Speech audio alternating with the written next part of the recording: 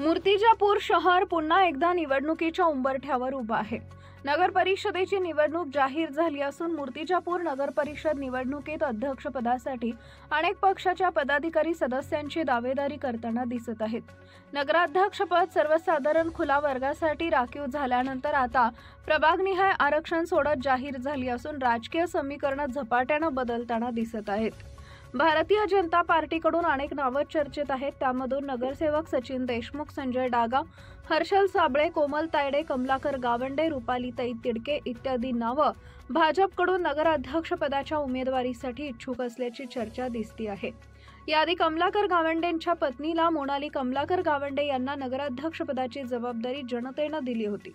अनुभवी म्हणून सचिन देशमुख, तर अभ्यासू संजय डागा, नवतरुण युवक हर्षल साबळे, तर महिलांमधून आमदार प्रकाश भारताकडे यांची कन्या रुपाली तिडके हे सुद्धा अध्यक्षपदाच्या दावेदारीत दिसून येत आहेत। कोमल तायडे यांनी राष्ट्रवादीला रामराम करून भाजपला साथ दिली। आमदार हरीश पिंपळे यांना निवडून आणण्यासाठी खूप परिश्रम केले।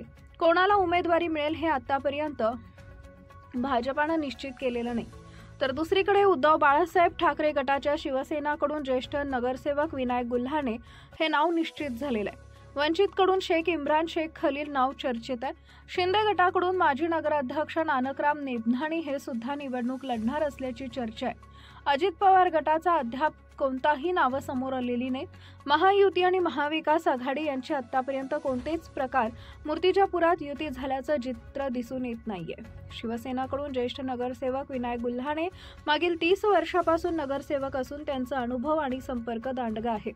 राष्ट्रवादी काँग्रेसकडून याआधी निजाम इंजिनियर यांची पत्नी नसरीन तबसून यांना उमेदवारी देण्यात आली होती। आता शरद पवार गटाकडून निजाम इंजिनियर, ज्येष्ठ नगरसेवक इब्राहिम घाणीवाला, राष्ट्रवादी प्रदेश युवक उपाध्यक्ष संदीप जळमकर, राजेंद्र मोहोड, शहर अध्यक्ष राम कोरडे इत्यादी नावं चर्चेत आहेत। राष्ट्रवादी शरद पवार गटातील हे नाव सर्व अनुभवी अभ्यासू असून संदीप जळमकर यांच्या कोरोना काळातील केलेल्या कामाची आजही चर्चा होत आहे।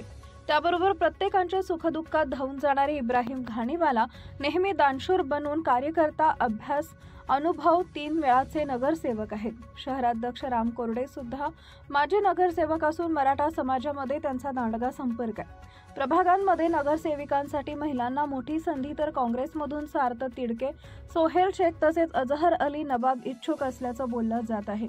या नव्या आरक्षण सोडतीत एकूण 12 प्रभाग निश्चित झाले असून त्यापैकी प्रभाग क्रमांक 12 मध्ये 3 नगरसेवक निवडून येणार आहेत। या आरक्षणात महिलांना भरपूर प्रमाणात संधी मिळाल्याने या निवडणुकीत स्त्री शक्तीचा दमदार आवाज ऐकायला मिळेल अशी अपेक्षा नागरिक व्यक्त करतात।